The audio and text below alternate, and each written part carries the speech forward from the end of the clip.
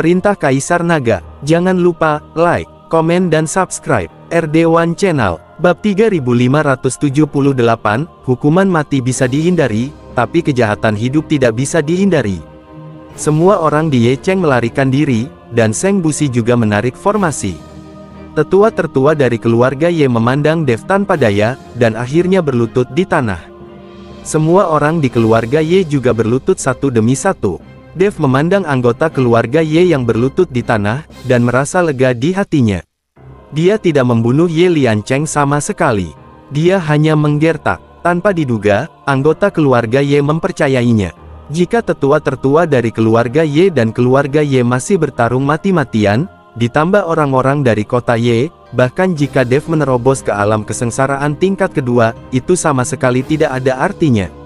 Ada terlalu banyak orang di sisi lain, dan keluarga Ye juga merupakan cabang dari Demon Ceiling Alliance. Jika cabang lain dari Demon Ceiling Alliance mendapatkan berita tersebut, mereka pasti akan buru-buru membantu keluarga Ye dengan cepat. Ketika saatnya tiba, Dev dan yang lainnya takut tidak ada dari mereka yang bisa melarikan diri. Para tetua keluarga Ye tidak mengetahui identitas Dev sekarang, begitu pula anggota keluarga Ye, jadi mereka berlutut dan mohon ampun. Jika diketahui bahwa Dev lah yang membunuh Zuo Xuan dan merupakan orang nomor satu yang diburu oleh Demon Ceiling Alliance, diperkirakan keluarga Ye akan berusaha sekuat tenaga untuk mempertahankan Dev. Seng Busi dan yang lainnya terkejut saat melihat semua orang di keluarga Ye berlutut di kaki Dev. "Ayo pergi," Dev berkata pada Seng Busi dan yang lainnya. "Tidak perlu tinggal di keluarga Ye sekarang, Ye Liancheng sudah mati, dan diperkirakan keluarga Ye tidak akan lagi mendapat perhatian dari Demon Ceiling Alliance di masa depan." Dev membawa Seng Busi dan yang lainnya kembali ke keluarga Seng. Kali ini, anak-anak keluarga Seng juga menderita kerugian besar, dan Seng Tiantai juga terluka parah. Kali ini dia berlutut di tanah dengan wajah penuh rasa malu. Meskipun Seng Busi dan Seng Jiayue berhasil diselamatkan, banyak orang di keluarga Seng meninggal. "Saudaraku, semuanya salahku. Aku ingin membunuhmu atau mencincangmu. Aku malu dengan nenek moyang keluarga Seng kita." Seng Tiantai menunduk dan berkata. Seng Busi memandang Seng Tiantai tanpa mengucapkan sepatah kata pun.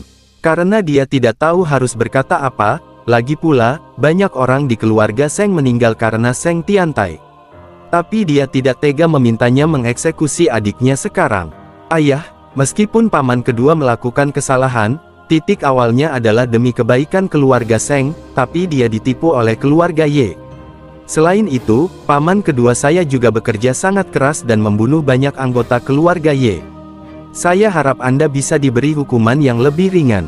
Seng Jiahui membuka mulutnya untuk memohon kepada Seng Tiantai. Dev mengajak Baiqian dan yang lainnya ke samping dan tidak berkata apa-apa.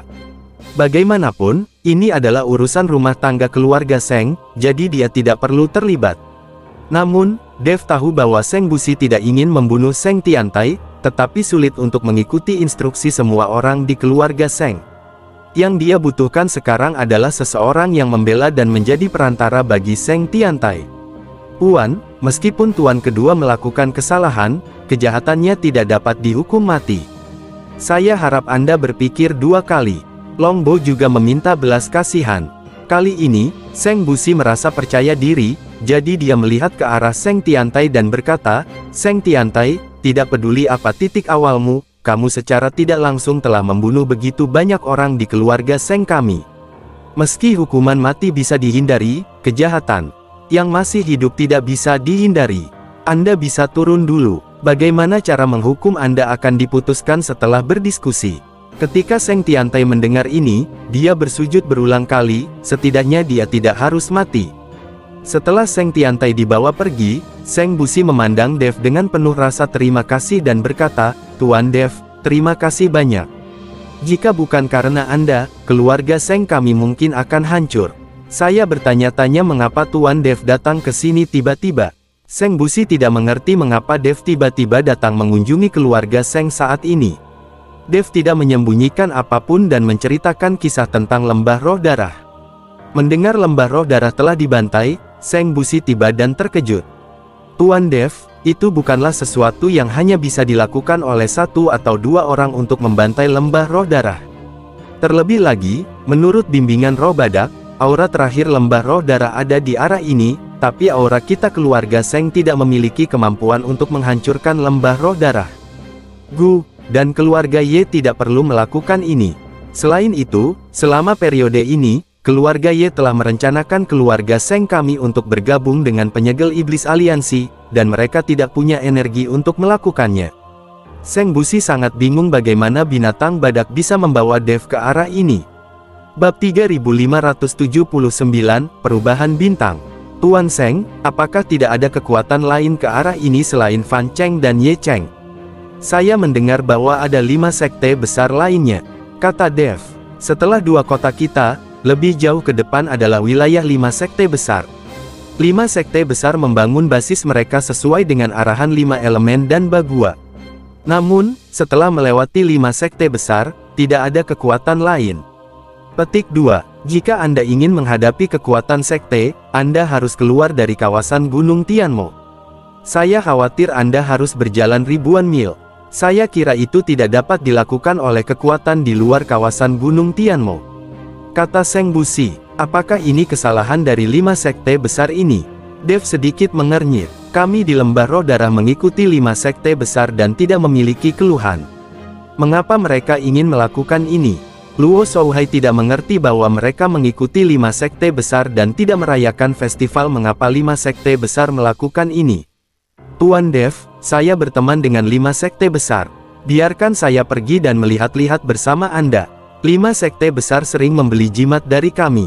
Susunan 5 elemen tempat 5 sekte utama mereka ditempatkan didirikan dengan bantuan nenek moyang kita dari keluarga Seng saat itu, kata Seng Busi. Ketika Dev mendengar ini, dia mengangguk berulang kali dan berkata, itu benar-benar merepotkan Guru Seng.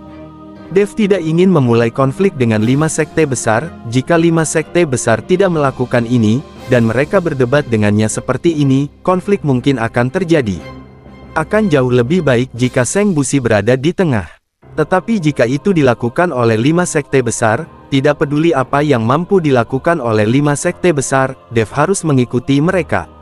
Tuan Dev menyelamatkan keluarga Seng kita dari bahaya. Jangan bicarakan hal ini. Bahkan jika Tuan Dev meminta keluarga Seng kita untuk berjuang keras, keluarga Seng kita tidak akan pernah mundur. Sekarang sudah larut. Tuan Dev harus menginap di sini selama 1 malam. Kita akan berangkat besok pagi. Seng Busi sangat berterima kasih kepada Dev. Dev mengangguk dan berkata, tidak apa-apa. Saya hanya menggunakan waktu malam saya untuk membantu Guru Seng menulis beberapa rahasia formasi. Saya harap ini dapat membantu keluarga Seng. Dev tahu bahwa Seng Tiantai telah mendedikasikan banyak rahasia pembentukan keluarga Seng untuk keluarga Ye. Sekarang pemahaman Dev tentang formasi jelas berada di luar jangkauan keluarga Seng, jadi Dev ingin menulis beberapa rahasia formasi untuk membantu keluarga Seng. Ketika Seng Busi mendengar ini, dia segera berlutut di hadapan Dev. Terima kasih Tuan Dev, terima kasih Tuan Dev. Seng Busi bersujud berulang kali. Tuan Seng, jangan sopan. Dev membantu Seng Busi berdiri. Pada saat ini, Huo Feng datang dengan makhluk roh di pelukannya. Awalnya, Huo Feng membawa makhluk roh itu untuk bermain. Ketika dia kembali, dia menemukan bahwa tidak ada seorang pun di sana, jadi dia memasuki Fan Cheng dan bertanya tentang keluarga Seng. Seng Busi menenangkan Dev dan yang lainnya karena pertempuran sengit. Baikian tidak meminta Dev untuk meningkatkan garis keturunannya dan beristirahat lebih awal. Huo Feng memeluk binatang badak itu dan tidak mendatangi Dev. Dev mengalami momen relaksasi yang langka malam ini. Dev, yang tidak melakukan apa-apa, mulai menyempurnakan manik-manik roh api untuk meningkatkan kekuatan elemen api. Manik-manik roh api perlahan mulai menghilang di bawah penyerapan Dev, dan kemudian Dev mendesak bintang sumber api untuk terus menyerapnya. Di ruang asal Dev, bintang asal sedikit bergetar.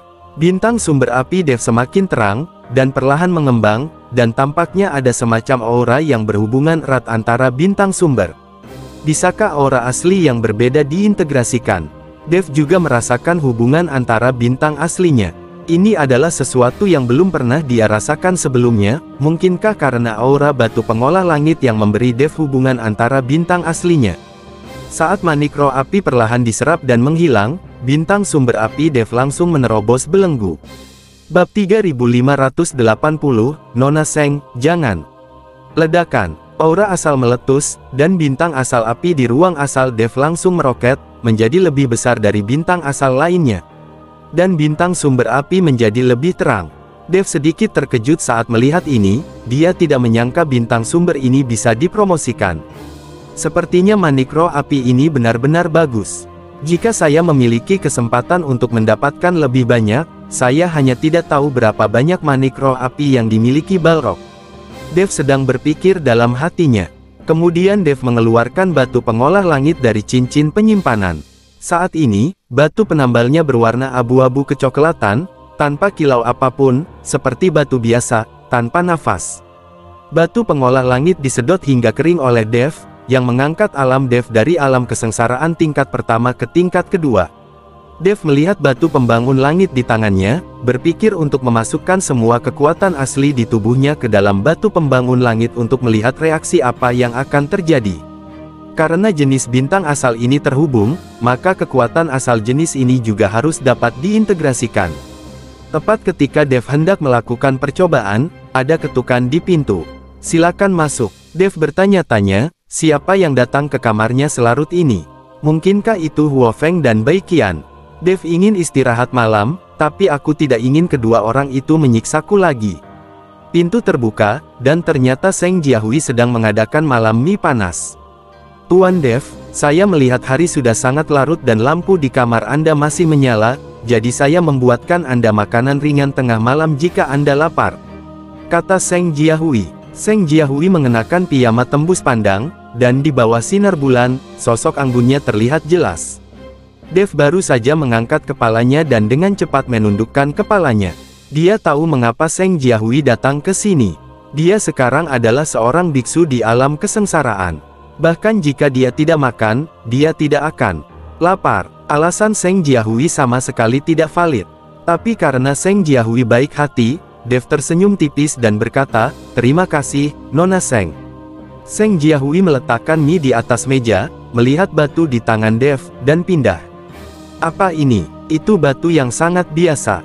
Jika Tuan Dev menyukai batu, Gunung Tianmo memiliki semua jenis batu." Seng Jiahui dengan sengaja mendekatkan tubuhnya ke Dev dan langsung menekan Dev. "Ini adalah batu pengolah langit, yang diperoleh dari kolam suci keluarga Ye," kata Dev langsung. "Batu penambal langit. Mungkinkah batu ini digunakan untuk menambal langit? Apakah Nuwa menggunakannya untuk menambal langit?" Ketika Seng Jiahui mendengar ini, dia langsung tertarik. Dev tersenyum dan berkata, "Saya tidak tahu apakah itu benar, tapi batu ini bukanlah batu biasa." Saat Dev berbicara, dia mengarahkan aura asli di tubuhnya menuju batu butian. Asal mula api, asal mula guntur dan kilat, asal mula ilusi. Ketika Dev memasukkan berbagai sumber kekuatan ke dalam batu pembangun langit mulai bergetar, dan kemudian memancarkan cahaya. Aura aneh mulai muncul perlahan, dan aura itu sebenarnya sama dengan aura yang ada di awal mending Skystone. Dev sangat terkejut. Anda harus tahu bahwa Dev tiba-tiba mencapai alam kesengsaraan tingkat kedua karena aura aneh ini. Jika berbagai kekuatan sumber dapat diintegrasikan ke dalam aura semacam ini, Dev dapat menggunakan kekuatan sumber tersebut untuk berlatih dan meningkatkan wilayahnya. Tepat ketika Dev hendak menggunakan aura di batu pengolah langit untuk berlatih, dia tiba-tiba mendengar suara gemuruh. Binatang penelan langit kehabisan cincin penyimpanan Dev dan memakannya dalam satu gigitan. "Dasar binatang kecil, keluarkan!" Dev terkejut dan berteriak dengan cepat, tetapi setelah binatang penelan langit menelan batu pengolah langit, dia berlari kembali. Apa ini? Menakutkan sekali. Ketika Seng Jiahui melihat binatang yang menelan langit, dia terkejut dan buru-buru melemparkan dirinya ke pelukan Dev. Dev tampak tak berdaya dan dengan lembut menghibur Seng Jiahui. Tapi Seng Jiahui tiba-tiba melemparkan Dev ke tempat tidur. "Nona Seng, jangan." Da Fei Yuan awalnya ingin istirahat malam, tapi bersambung.